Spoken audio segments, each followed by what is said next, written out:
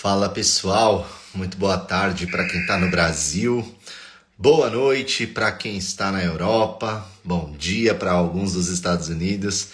Sejam muito bem-vindos a mais um encontro nosso. Fazia tempo que a gente não se encontrava aqui nas redes sociais, fazia tempo que não tinha Diálogos RDS, a vida deu um rumo totalmente diferente, tomou um rumo distante das redes sociais nos últimos meses, mas existem certas pessoas, certas ocasiões e eu estou aqui mais uma vez para convidar uma pessoa muito importante no nosso cenário político, reflexivo brasileiro, que é o nosso querido deputado estadual Renato Freitas. É uma pessoa que tem recebido, acho que inúmeras manifestações de repúdio, de amor, de abraços pelas ideias que apresenta e também de muitos questionamentos, muitas reclamações. E eu quero muito conversar com ele porque honestamente acho que é uma das pessoas que, que podem trazer um respiro novo para nossa maneira de entender determinadas questões da sociedade. Ele traz pautas, assuntos, temas, perspectivas que na minha concepção são muito importantes e eu gostaria de dividir um pouco dessas percepções e de repente um aprofundamento com vocês, tá bom? Eu vou agradecer mais uma vez a presença de cada um que está aqui. É um prazer imenso interagir com vocês. Tem vários amigos, tem pessoas que eu não converso há um bom tempo, tem outras pessoas que estão sempre aqui interagindo, mas nós nunca tivemos a oportunidade de nos encontrar pessoalmente. Então sejam bem-vindos, de verdade. É um espaço para a gente poder realmente ser quem é, falar a respeito daquilo que pensa, daquilo que é importante e aprender através do diálogo, né? Então eu estou realmente assim muito grato, muito honrado pela oportunidade. Eu vou fazer o envio do convite para esse irmão de ideias, de pensamentos e de causas também. Eu acho que o Renato é um cara. Então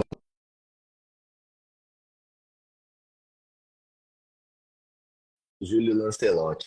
Quem está aqui há mais tempo sabe que nós já batemos um papo com o Padre Júlio pelo menos umas 3 vezes nesse perfil, né? Que privilégio, que legal. Olha a Juliana Cavalcante. Juliana, estou consumindo muito seus conteúdos ultimamente, viu? Estou cuidando de umas comunidades aqui de pessoas que realmente precisam conhecer você, seus pensamentos, e eu tento traduzi-los um pouco para essa galera aqui na Itália que está bem necessitada de um conteúdo relevante, significativo. Todo mundo está me ouvindo bem, pessoal? Vamos fazer aqui um teste. Me digam, mandem um joinha, por favor, se vocês estão conseguindo me ouvir legal, porque como eu estou de fone, esses fones às vezes traem a gente, né?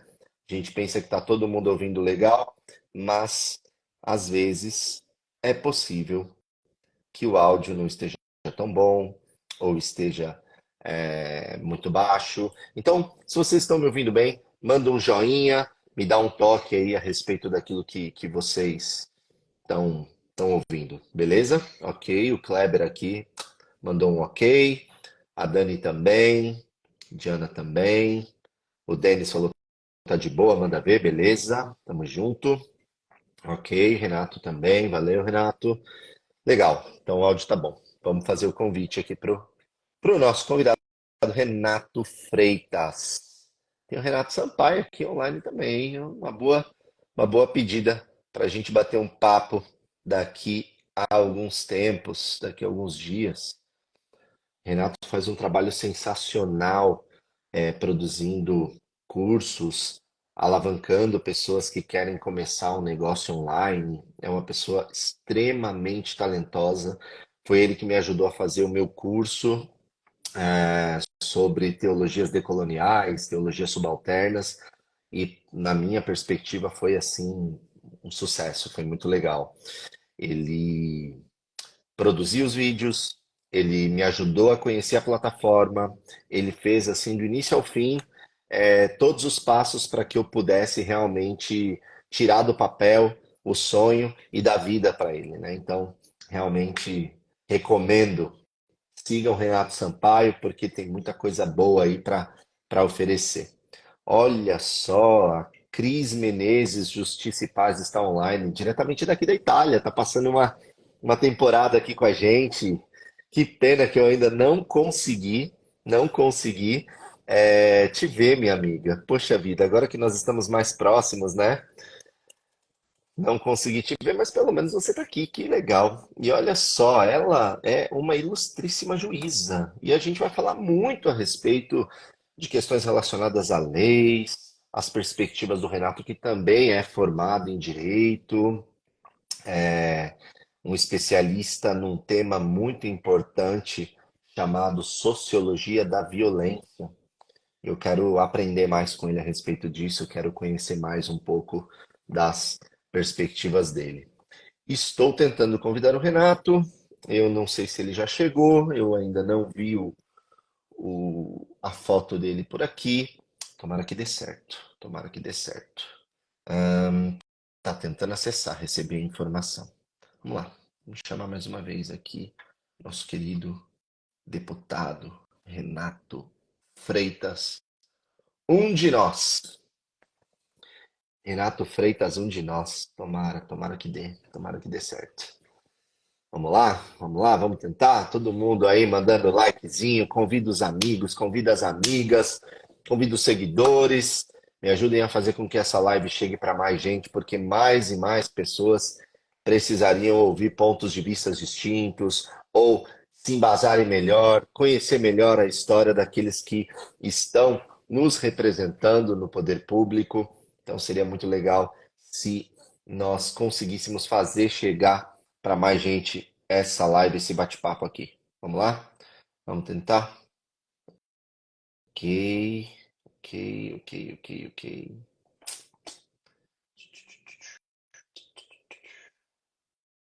Permaneçam, permaneçam, hein, galera. Tem tudo para dar certo. Uhum. Isso. Deixa eu responder aqui a assessora dele. Sim. Só precisa entrar na live e aceitar o convite. E lembrando que nos diálogos RDS a gente já falou com muita gente legal, muita gente legal. Nós já conversamos com a Márcia Tiburi, com o Eduardo Suplicy, com a Marina Silva, o Leonardo Gonçalves, com o Reverendo Caio Fábio, com o Mário Sérgio Cortella, com Rita Von Hunt. Olha quanta gente legal, né, meu?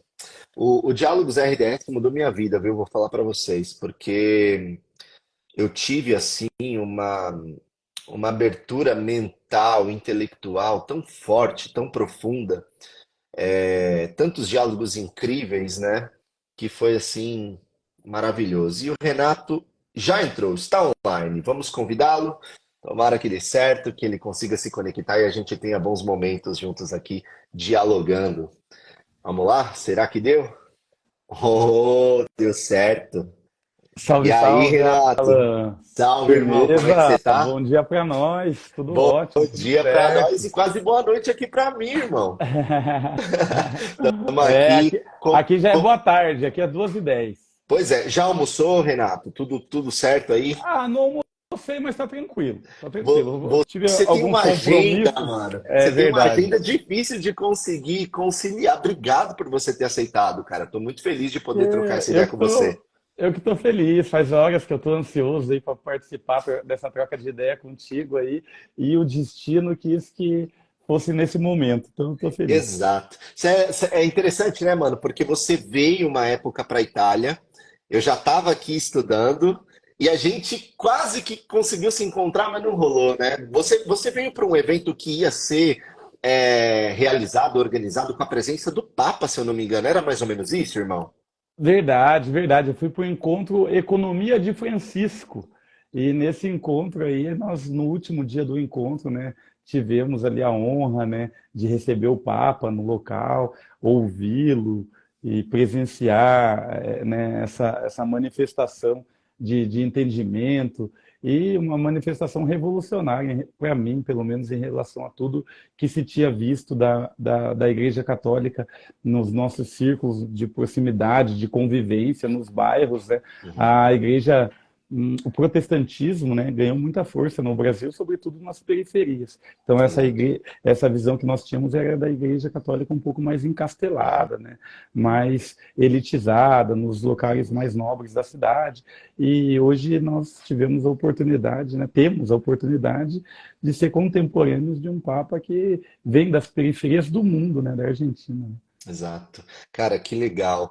Bom, mais uma vez eu gostaria de te agradecer. Eu te chamo de Renato, deveria estar te chamando de deputado, porque você é um Não, representante do povo, mas não, te chama de Renato você se mesmo. coloca como uma pessoa tão acessível, cara, tão igual, que é até difícil, sabe? Mesmo sabendo do teu cargo, da tua posição de representante do povo, é difícil se distanciar de você, porque parece que você tem esse elemento natural de aproximação. E que bom, mano, porque é tão difícil, tão inimaginável nos nossos dias a gente pensar em representantes públicos e que a gente se sinta confortável de chamar de você, mano, de falar uma gíria, tá ligado? E por que que eu digo isso? Porque eu venho das periferias também, né? Eu sou nascido e criado em uma periferia da Zona Sul de São Paulo chamada Inferninho, filhos de pais divorciados. A primeira lembrança que eu tenho da minha família é o meu pai agredindo a minha mãe. E eu fui, sabe, ler a sua história, o Renato, e é incrível o quanto, assim, cara, eu consegui me identificar, me conectar com você da infância até a sua ascensão no espaço público. Lendo um trecho da tua história, eu vi que você teve, através do rap, uma conexão muito grande, né, com a visão de mundo, entender a si mesmo. E eu fiz uma ponte direta com a minha visão de mundo, que consistia em ir para a escola na terceira, quarta série, em São Paulo, cantando Vou escolher em qual mentira vou acreditar dos Racionais MCs com meu amigo. Eu recitava um verso, ele recitava outro, tá ligado? Então, assim, o rap foi um elemento formador na minha vida. Eu vi através da educação uma oportunidade de sair de um cenário de criminalidade, de um cenário de abuso de drogas, de entorpecentes. Então, quando eu leio a sua história e vejo o quanto você teve esses elementos presentes na sua vida também, eu me sinto representado, tá ligado? Então eu quero te agradecer mais uma vez por você ter aceitado. É uma honra para mim bater esse papo com você e eu acredito que a gente vai conseguir assim dialogar não só entre nós dois, mas fazer com que esse diálogo ecoe para outras pessoas, para os seus seguidores, para os meus, que num espaço bem menor, bem pequeno, né? Ainda assim busca fazer a diferença nas suas respectivas comunidades. E antes de começar a fazer a primeira pergunta para você, Renato, eu me apresento rapidamente para aqueles que vieram por você, que são seus seguidores. Eu sou estudante hoje aqui na Itália, faço doutorado na área de teologia. Eu estudo teologia sistemática e ecumênica. Então, eu coloco a teologia em diálogo com outras disciplinas da vida. Estudo teologia negra, teologia feminista, teologia indígena, teologia da libertação latino-americana. Faço todos esses estudos para tentar entender como a teologia ela pode ser uma promotora da dignidade humana e não um elemento de opressão, como muitas vezes a gente tem visto em várias religiões. E curiosamente, Renato, eu conheci você através de um evento religioso, que foi quando você ainda era vereador, né? Se não me engano, na cidade de Curitiba, procede? Isso mesmo. E aconteceu aquela situação absurda do poder público de Curitiba, dos vereadores que tentaram ou foram até o fim num processo de cassação acusando você de profanação. Só para a gente conseguir começar desse ponto, como foi para você, mano, que é uma pessoa que já se disse religiosa, se ver nessa situação, cara? Tipo, como é que você, hoje, depois desse tempo que passou, lê aquela situação? Mudou alguma coisa? Você ganhou novas reflexões a partir daquilo? Porque foi assim uma das coisas mais absurdas que eu vi nos tempos recentes, né? A igreja defendendo você, falando que não tinha nenhum tipo de profanação, de que você tinha feito, inclusive com autorização, né, da diocese, se eu não me engano, e o poder público vociferando contra você, querendo te caçar, né? Como foi e como é para você agora isso, quando você se distancia?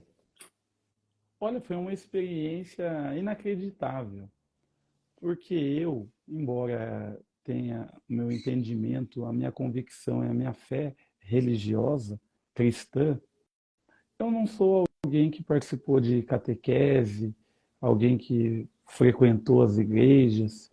A minha fé foi muito construída a partir dos ambientes comunitários em que eu vivia e que predominava o cristianismo, o exemplo de Jesus, a luz da palavra em momentos de escuridão e também de solidão. E esse entendimento eu fui nutrindo, me informando, praticando durante a minha vida.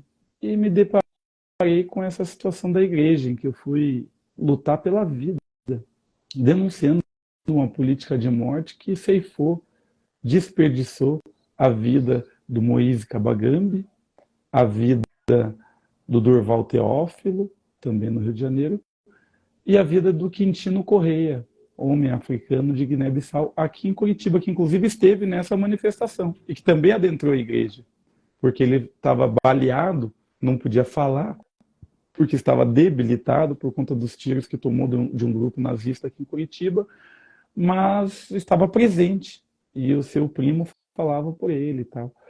E eu percebi que a população religiosa, né, média curitibana não estava não estava pronta para a radicalidade do discurso cristão, porque é um discurso que reivindica a vida, não qualquer vida, a vida em plenitude, a vida em abundância, a vida com dignidade, a vida com fraternidade.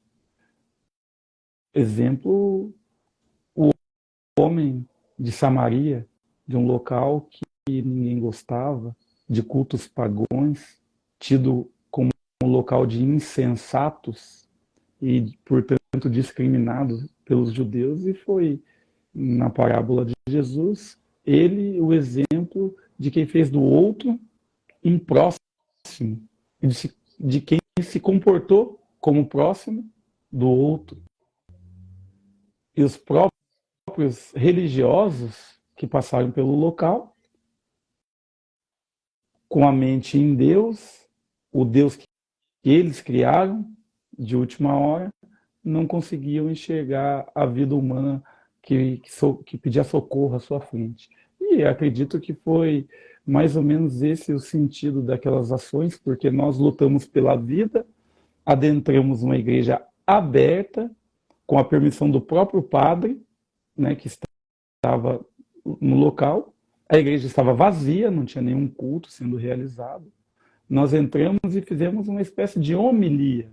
Clamamos pelas vidas de modo geral, em especial pelas vidas negras naquele momento, que estavam sendo e estão sendo ainda aviltadas, desperdiçadas em todos os lugares e por muitas pessoas. O padre compreendeu. Ulteriormente, futuramente, o bispo veio a entender também. Mas uma parte da sociedade curitibana quis ver nisso um ato de agressão, de violência, um ato de ultraje, né, uma profanação de um espaço religioso. Como nós estaríamos profanando um espaço religioso pedindo e lutando pela vida, quando esse espaço religioso foi construído para zelar pela vida das pessoas, pela integridade física, pela alma. E o mais interessante é que essa igreja não é qualquer igreja, Alan. Essa igreja é a igreja Nossa Senhora do Rosário dos Homens Pretos.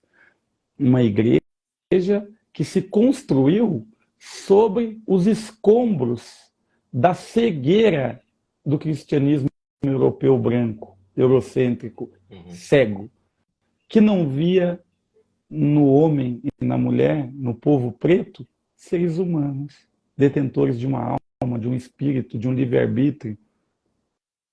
Não viam, portanto, nos negros o seu próximo. E por isso os negros tiveram que construir a sua própria igreja para professar a sua fé cristã, que estabelecia um laço, inclusive, com aquele opressor. E via neles, portanto, humanidade, Uhum. embora eles praticassem tamanhas atrocidades que foi o processo de escravização. Nesse espaço sagrado, ancestral, simbólico, nós fizemos um grito pela vida, que foi interpretado como um ultraje, como uma ofensa, como uma afronta. E de um dia para o outro, um mundo como está tomado pela mentira das redes sociais, se construiu uma série de fake news em ritmo industrial, produzido no gabinete do ódio, e pautou, né, a política já na segunda-feira, e na própria segunda-feira já tinham políticos oportunistas protocolando diversos pedidos de cassação do meu mandato pelo crime que eu havia cometido, que era adentrar uma igreja na qual eu acredito, com respeito, na qual eu tenho fé, e pedir pela vida de todos os seres humanos para que sejam tratados como iguais. Esse foi o meu crime, e a punição foi a mais radical de todas, a mais severa de todas, Uhum. a mais rigorosa de todas. Tivemos na Câmara dos Vereadores pessoas que roubaram, formaram quadrilha, desviaram dinheiro público, fizeram rachadinha. Tivemos na Assembleia Legislativa do Paraná deputados que mataram o Acioli, o delegado Rubens Recalcati, pessoas que assassinaram, retiraram a vida de outras pessoas de forma injusta e covarde.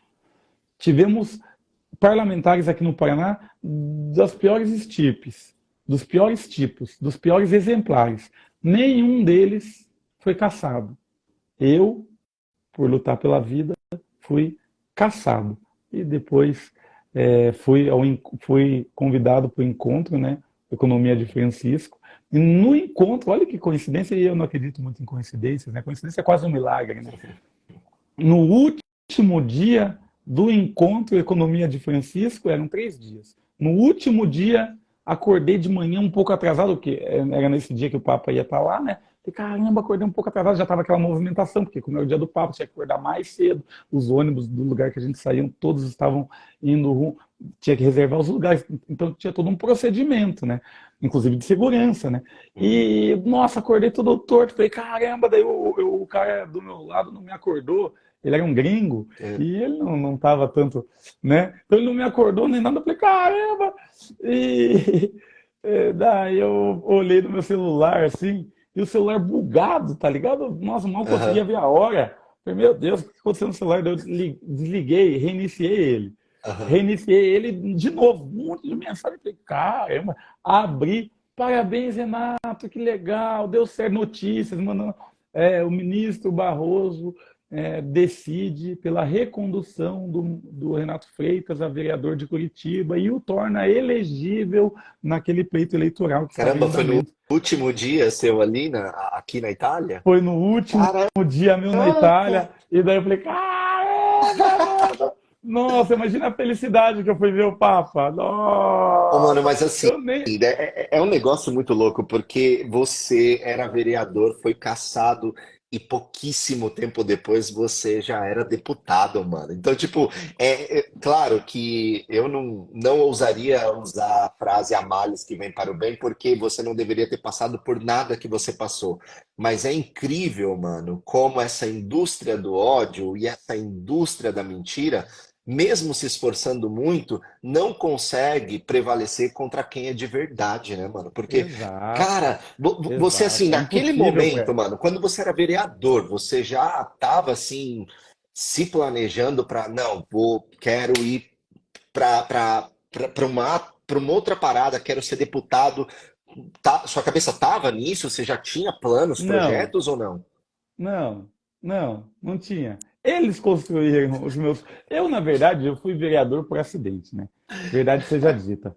Nem vereador tinha me programado, né? Tava lá um dia, como eu era, fazia parte do pessoal, eu era estudante universitário, aquela coisa toda, sempre ajudava o partido. Um dia, um figurão do partido, né? Um coronel, digamos assim, do partido. Os partidos de esquerda também têm seus coronéis, sabemos disso. Uhum. Um coronel do partido chegou e falou: mano, eu vou me eleger esse ano, e é o seguinte, e eu preciso que no fulano, beltrano, ciclano se candidato, porque eles são bem votados, vão ter também uns 800 a 1.000 votos, e preciso que umas 30 pessoas, né, os peão, se candidatem também para ter até 300 votos, 200 votos. Você é um deles, Renato. Por favor, se você puder fazer, não, demorou, vamos aí e tal. Fiquei 15 dias de campanha sem nem o santinho. Os parceiros da vila perguntavam, mano, você está candidato? Eu tô. Ô, mas e aí? Anota aí meu número é Nossa. 50 que é 50. Fazer uma rima, né? Aham. E daí eu vi que era uma candidatura laranja que queriam me colocar, né? Eu falei, não, candidatura laranja não. Daí eu fui lá, fiz um pedido de dinheiro para uns professores e tal, fiz um corre, fiz meu santinho, meu próprio santinho, eu mesmo fiz. Não ganhei nada de fundo eleitoral, nada, essas coisas, né? Não tinha dinheiro nem da passagem, não tinha carro nem nada, né? Ainda não tenho, né? Daí não tinha carro nem nada, não tinha dinheiro nem da passagem para ir pro centro. Arrumei mais 4 amigos de fé, tá ligado? E Aham. começamos a fazer umas panfletagens com os santinhos nas quebradas. Morei em muitas quebradas, né? Morei só na região metropolitana de Curitiba, eu morei em Piraquara, Tamandaré, Colombo, Pinhais, vários bairros nesses municípios e inclusive aqui mesmo. É, em Curitiba eu morei em várias casas. Aham. E ainda moro até hoje, né? Moro de aluguel, minha mãe mora de aluguel também, minha irmã. Então, a gente conseguiu naquele momento, fazer do que era uma fraqueza, porque era uma fraqueza não ter dinheiro, não ter Sim. uma casa, não ter uma casa, tá de casa em casa tipo cigano, não Uhum. criar raiz numa comunidade, não ter uma escola para terminar os ensinos regulares Mano, tudo jogando e contra, né, mano? tudo jogando contra. De repente, quando eu fui candidato, eu vi que o fato de eu ter morado em muitos bairros e graças a Deus ter uma caminhada legal em cada um deles, foi algo que me fortaleceu, Cê é tá ligado? louco. Me fortaleceu. Todo mundo, ô, mano, o fulano lá, filho da dona Raimunda, é ele mesmo. Ou é o Renato, ou o Mingau, ou é o Mil Grau lá e tal. Pô, e foi somando e foi um movimento muito bonito, muito legal. Eu já fazia parte do Desse movimento por jeito. moradia, eu já fazia parte do movimento pela luta contra a tortura e encarceramento, né? Luta pela liberdade. Eu já Uhum. fazia parte do movimento hip hop, do movimento negro. Claro, de forma assim, né, na humilde, né? Uhum. E quando isso aconteceu, eu tive 3.500 votos, fui para o PT. No PT fiz a primeira campanha em 2016, também não tive R$ 1 de fundo de partidário. Fica aí a crítica, né? O pessoal do PT sempre querendo apagar, silenciar, soterrar Uhum. os emergentes, os que vêm da margem, os que não são herdeiros, os que não têm pai, assim como eu.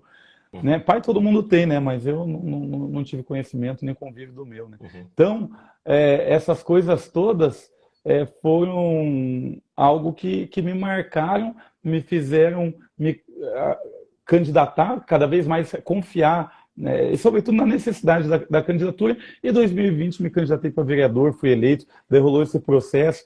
E daí eu não tinha esse projeto de ser deputado, mas como eles colocaram o meu nome, digamos assim, em evidência, Uhum. claro, como um alvo, né, É, em exato. Curitiba, né? Passou carros na frente da minha casa, gente me ameaçando na rua. Teve um louco que mandou uma foto de uma arma com umas balas assim, falando, essa é tua. Eu falei, meu Cê é Deus, louco. Deus é mais. Umas Uhum. coisas cabulosas assim que pela qual eu passei. Cê Ah, é tomei louco. tiro da guarda municipal aí minha mão, Nossa. um tiro de borracha, queima-roupa na barriga, outro nas costas, cheio de cicatrizes, né? Então não foi fácil também esse processo, isso tudo no pleito, né? Nos momentos O eleitorais, né? louco foi como você conseguiu subverter isso, né, mano? A É isso verdade, mesmo que você mencionou. igual você falou, a verdade é como o sol. Pode estar o dia mais nublado, uma tempestade cabulosa, raios e Ah, trovões. Pode estar inundando a sua casa. E você pensar naquele momento, caramba, mano, o sol nunca vai vir, mano. A minha vida vai se encerrar aqui nessa tempestade. Se você pensar assim, você sucumbe a ela. E eu não sucumbi. porque a tempestade veio, mas eu sabia que a verdade estava lá e que Desse era só questão jeito. de tempo. O choro pode durar uma noite, mas a alegria virá pela manhã, né? Eu tenho fé É nisso, tá isso. ligado? Tenho É fé na isso. verdade e a verdade me trouxe até aqui, né? Tá maluco, isso é lindo demais, mano. Ouvir você. Agora eu falo assim com o maior para deputado. Eu te chamo de Renato, mas agora é deputado, porque você representa o povo, irmão. Isso é muito louco, tá ligado? Eu, mesmo distante assim, vendo a sua caminhada, como eu te falei, não tem como não inspirar, não tem como não me espelhar, porque essa realidade periférica, ela é massacrante também, tá ligado? Tipo, você é jogado na marginalidade e esquecido em todos os aspectos, né? E se agrava muito mais ainda pelo fato de você ser negro, tá ligado? Tipo, é um elemento extremamente importante. E o que me chama atenção, cara, é que, firmeza, a gente recapitulou essa parte onde você transforma, subverte a dor em alegria, você sai do ódio que era muito presente ali no momento em que aconteceu aquele furor, né, da parada da igreja e pá.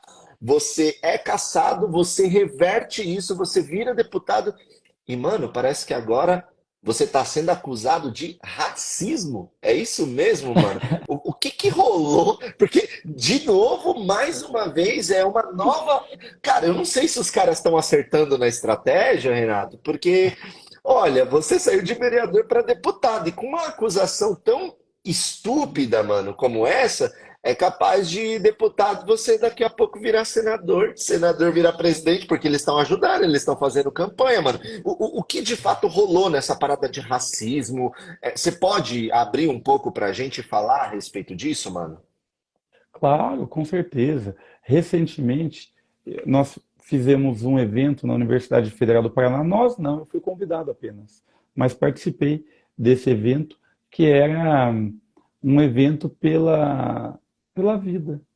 Novamente, para você ver como a luta pela vida ela gera respostas, reações agressivas, violentas, irracionais por parte daqueles que infelizmente se alistaram, se filiaram, né, ao exército aí da mentira e da morte que tomou o nosso país aí há pouco tempo, né? Exato.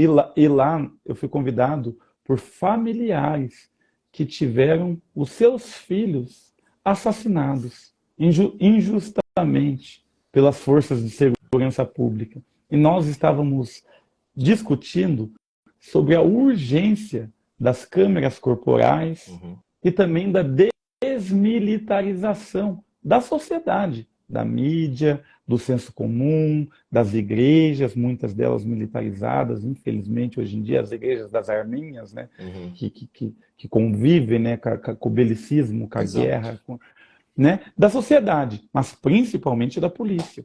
E essa reivindicação pela desmilitarização é a reivindicação também dos praças, Uhum, porque os cabos, soldados, sargentos, subtenentes, eles querem desmilitarizar porque eles não têm perspectiva de ascensão.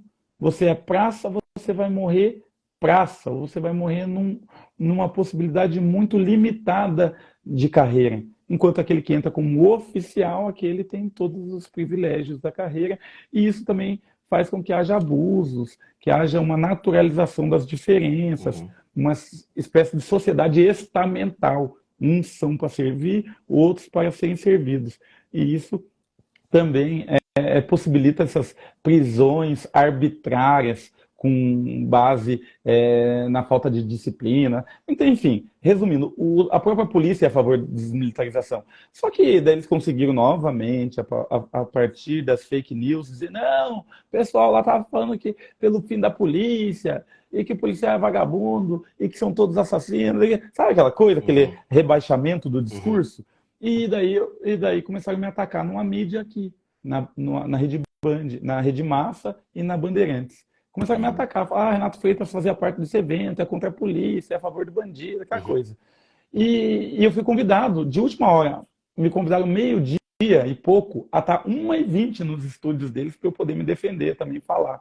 E eu fui correndo, saí do almoço, fui correndo e fui. E cheguei lá e falei. E daí eles falaram, e a crítica que você fez do ministro do STF, Zanin, né? Dentro da Uhum. discussão. Falei, fiz mesmo e faço a crítica aqui novamente. O ministro do STF, Cristiano Zanin, como homem branco, Rico. como homem rico, como homem que no seu círculo de sociabilidade só lida com pessoas como ele, não consegue, justamente por essas limitações objetivas, compreender ou perceber as manifestações concretas das Uhum. decisões jurídicas, políticas que ele toma, Uhum. como aquela que eu estava criticando, que era da militarização da Guarda Municipal. Uhum. Equiparar a Guarda Municipal à Polícia Militar, na ronda ostensiva, nesse trabalho, ao invés de dar à Guarda Municipal apenas a função constitucional que ela tem, que é de zelar pelo patrimônio do município, pelos parques, pelos E como emplacaram equipamentos esse termo públicos. de racismo, cara? Como isso Disseram que entra? pelo fato de eu dizer que ele era homem branco rico, eu estava diminuindo a pessoa dele, a existência dele, dizendo que por ele ser branco eu estava sendo desdenhoso com a branquitude dele, algo do gênero, né? Meu Deus, cara, é risível, cara, porque precisa cavar muito fundo para achar argumento para tentar encaixar uma fala que, ao meu ver, é muito oportuna. Você fez uma constatação. Você foi objetivo, inclusive, na sua descrição. Não teve ofensa, não teve diminuição, teve um fato ou teve fatos, né?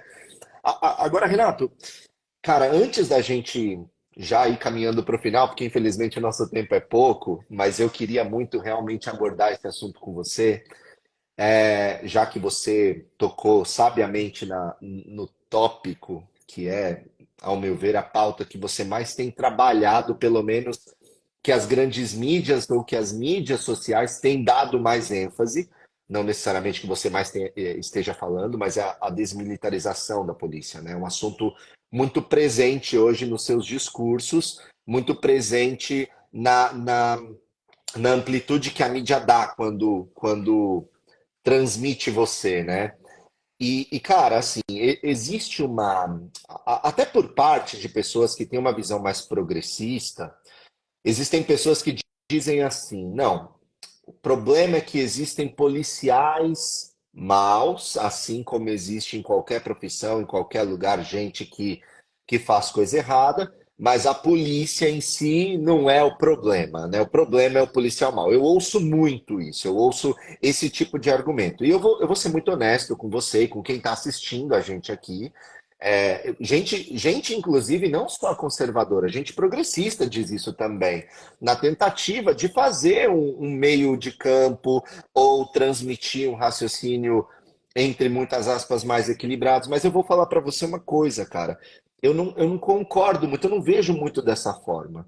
E um dos motivos pelos quais eu não vejo esse argumento como um argumento muito válido, de não é a instituição o problema são alguns policiais, é que quando, por exemplo, eu vou analisar os cantos que eles entoam como instituição para treinar policiais, para treinar pessoas para ocupar essas determinadas funções, são gritos coletivos, cantos coletivos que fazem uma ode à morte. Então, como a gente pode entender e balancear isso de o problema é realmente individual na sua perspectiva? É um problema mais abrangente que chega no institucional? Eu queria muito ouvir de você o que você acha a respeito desse tipo de argumento e qual é a tua visão a respeito disso, cara? É, olha, dá para começar até respondendo uma espectadora nossa, alguém que está no público nos assistindo, que é a Marina. Pelo que eu vi aqui, ela disse era uma fala desnecessária. Não precisava criticar a militarização da Guarda Municipal, assim como eu fiz. É desnecessária, Marina, talvez para você, mas se nós lembrarmos do Matheus Noga, Silva, aqui em Curitiba, que levou um tiro de calibre 12 pelas costas com apenas 21 anos de idade e deixou uma viúva e um órfão. Se você olhar para os órfãos e para as viúvas com solidariedade, misericórdia, você saberá que essa política que permite que haja os órfãos e as viúvas, ela tem que ser eliminada. Se você perceber, como nós vimos agora recentemente, né, o jovem Caio José, que também recebeu 2 tiros na nuca da Guarda Municipal de Curitiba, numa abordagem que ele estava desarmado e que não estava cometendo nenhum crime, e era um jovem de apenas 17 anos de idade, que teve a sua vida desperdiçada, e logo depois o guarda municipal colocou uma faca ao lado da cena do crime, dizendo que ele estava armado. Dias depois, Marina, as câmeras da região demonstraram que aquela faca foi implantada ali, foi forjada. E os próprios guardas municipais tiveram que assumir e dizer, olha, a faca nós forjamos, mas porque a arma disparou sozinho 2 vezes e a gente não tinha vontade de matar. Então continuaram no erro, continuaram tentando se justificar. É importante, Marina, que você saiba, porque como eu dei no exemplo inicial, muitas pessoas estão caídas. Quem somos nós? Os samaritanos ou os hipócritas religiosos? É importante que a gente entenda e se comprometa com essa realidade. E essa realidade exige que a gente desmilitarize a sociedade e critique aqueles que militarizam. E aqueles que não criticam e que dizem, não, assim como num convento há pessoas boas e ruins, na corporação militar também há pessoas boas e ruins. Esses, em cima do muro, são mornos. E os tempos são difíceis. Os tempos vomitam os que são mornos, porque não têm coragem de tomar decisão, de se comprometer com os pobres, com os caídos. Eu me comprometo com os caídos. E sei que nessa equação, os mais fracos são os que historicamente vêm morrendo. Jovens, pobres, negros, moradores de periferia. A estatística nos diz isso. E mais, os dados e a vida concreta de qualquer cidadão brasileiro mostra que o abuso policial é uma realidade do Iapoque ao Chuí, e que a polícia brasileira é a que mais mata no mundo, em números absolutos, é a que mais mata no mundo. Por outro lado, a polícia brasileira é também a que menos investiga homicídios no mundo. A taxa de elucidação de homicídios da polícia brasileira é de 8%, de 5 a 8%, enquanto que nos Estados Unidos é 70%, no Reino Unido é mais de 90%, e na Argentina, aqui do lado, é 60%. No Brasil é 8%, ou seja, cada 100 pessoas assassinadas no Brasil, apenas 8 delas, o caso é investigado e solucionado. Isso é uma política institucional de desvalorização da vida. Agora, eu te pergunto, sabe qual que é a taxa de resposta, de resolução de crimes de sequestro no Brasil? Uma das mais altas do mundo. A polícia antissequestro brasileira dá aula, formação na Europa. Por quê? Por que pode se matar e que não se investiga quem matou? E por que não pode sequestrar e super investiga e tem tecnologias de ponta para saber quem sequestrou? Porque é patrimônio. Polícia brasileira existe para conservar a ordem das coisas, uma ordem tão desigual a partir da distribuição desigual das riquezas. E, infelizmente, a maioria dos policiais não tem essa consciência de cidadania, porque acabam sendo cooptados por uma lógica militarizada, que não permite sequer o questionamento. Se permite a hierarquia, não se permite o comportamento livre, e sim a disciplina. Então você vai formando seres automatizados, e o retrato disso é a Polícia Militar do Paraná, que em 2019 mais se matou do que foi assassinado em confronto.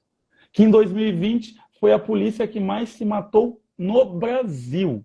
Isso diz muito, porque quando nós lutamos pela desmilitarização, a gente luta pela vida do Matheus, do Matheus Noga, do Caio José, do Juan, de tantos outros jovens, mas também pela vida do próprio policial. Não estou te ouvindo por algum motivo, irmão. Será que aconteceu alguma coisa? Ok, eu tinha Aí. colocado no mudo, desculpa. Ah, Eu tá. estava dizendo que eu quero agradecer a Marina porque ela fez esse comentário, porque ela permitiu que você desse uma aula a respeito da tua visão a respeito da desmilitarização e também nos fornecesse dados concretos, cara. A gente tem que parar de brigar com dados, com fatos. A gente tem que parar de brigar, de discutir com o que é realmente constatado. Vale lembrar que o Renato, ele se identifica com a periferia, ele vem da periferia, ele é deputado e ele também é formado em direito, mestre em direito, especialista em sociologia da violência. Então, cara, é um negócio assim sensacional. É muito legal ver que você é, usa a sua intelectualidade em favor dos menores. E eu quero terminar, irmão, porque, como eu falei, infelizmente o nosso papo não dá para ser delongado aqui. A gente tem agora um extra para os apoiadores do DOC. Vai ser muito legal. A gente vai ter uma conversa particular agora com uma galera muito bacana, muito interessada também. Mas eu quero chamar a atenção para uma coisa, e talvez eu apanhe muito por causa disso que eu vou falar, sobretudo para a galera que está aqui me acompanhando. No meu campo, Renato, no campo teológico, no campo da religião, a gente coloca o profeta em um pedestal bem alto, sabe? E eu estou falando o profeta aplicado ao texto bíblico, tá? Falando especificamente sobre cultura cristã. E, infelizmente, o termo do profeta, do profetismo, foi distorcido, sobretudo nos dias atuais, porque muita gente abre uma igreja, cola uma placa nova em cima da outra, diz que tem uma série de revelações para a vida da pessoa e se autoproclama profeta. O que muitas vezes, infelizmente, é uma aberração, uma ferramenta de manipulação e de controle e domínio sobre aqueles que frequentam determinada comunidade. Mas trazendo novamente a perspectiva bíblica para o termo profeta, se a gente vai estudar quem foram os profetas, Renato, eram homens e mulheres também que tinham uma grande coragem ao ponto de denunciarem as mazelas e injustiças que o povo sofria em seus respectivos contextos. Ou seja, o profeta, ele era aquele que era corajoso o suficiente para se virar contra o rei e dizer que aquele rei estava pecando porque ele estava sendo injusto e opressor com os seus fiéis ou com o seu povo. E aí eu consigo, cara, redefinir a categoria de profeta quando eu olho para o trabalho que você faz. Eu não estou usando o termo profeta aplicando a uma questão relacionada à igreja, à religião. Eu estou falando da função mais clara e clássica quando a gente vai no texto bíblico entender o que significa ser profeta. O profeta é aquele que, em nome do bem, em nome daquilo que realmente é a bondade e a justiça, ele tem coragem o suficiente para se posicionar, lutar em prol dos oprimidos e dos marginalizados e, se necessário for, dar a vida em prol disso. Cara, eu quero te agradecer, porque hoje o trabalho que você faz, muito mais do que ser um político, é, atualizando para os nossos dias, é um trabalho profético, porque você denuncia as injustiças, está ao lado dos excluídos e trabalha em favor dos marginalizados. A gente pode ver isso em várias outras pessoas. A gente vê isso, como bem mencionou aqui a Ana Luísa, a gente vê o Padre Júlio Lancelotti, que faz um trabalho maravilhoso, é um profeta do nosso tempo. A gente pode ver o pastor Henrique Vieira, que caminha com os marginalizados, que caminha com os excluídos. E eu fico muito honrado e feliz de já ter conversado com essas pessoas e agora poder ter conversado com você também. O meu hall de amigos que lutam pela mesma causa, que se sensibilizam pelas fragilidades do outro, ganha mais um elemento aí fundamental e que a gente aqui na nossa casa tem uma profunda estima e um profundo respeito. Obrigado por você ter me dado a oportunidade de conversar um pouco mais com você, viu, Renato? Satisfação demais, meu irmão. A gente continua os passos que vieram de longe. Antes de nós, outros vieram. Depois de nós, outros virão. Então a gente fica Mas muito feliz em ser um grãozinho de areia frente a esse mar. tamo junto demais, irmão. Mesma distância, você sabe que aqui a gente fecha porque a gente está focado na mesma causa, diminuir a injustiça, promover a paz, a vida para aqueles que estão gritando para sobreviver, mano. A gente vai se desconectar e se conectar no chat agora, no nosso vídeo direto. Eu vou te liberar para você tomar uma aguinha, ter esse tempinho para a gente fazer outra conexão. E quero agradecer vocês, galera, que entraram, que compareceram, que ficaram até o fim. Aqui nesse perfil a gente fala disso, a gente convida a gente desse perfil e é uma honra se você achar massa, curtir e quiser fazer parte aqui dessa comunidade. Demorou? Mano, até mais, Renato. Tamo junto. Daqui a pouquinho a gente se encontra de novo. E galera, beijo para vocês, a gente se fala, viu? Tchau, tchau.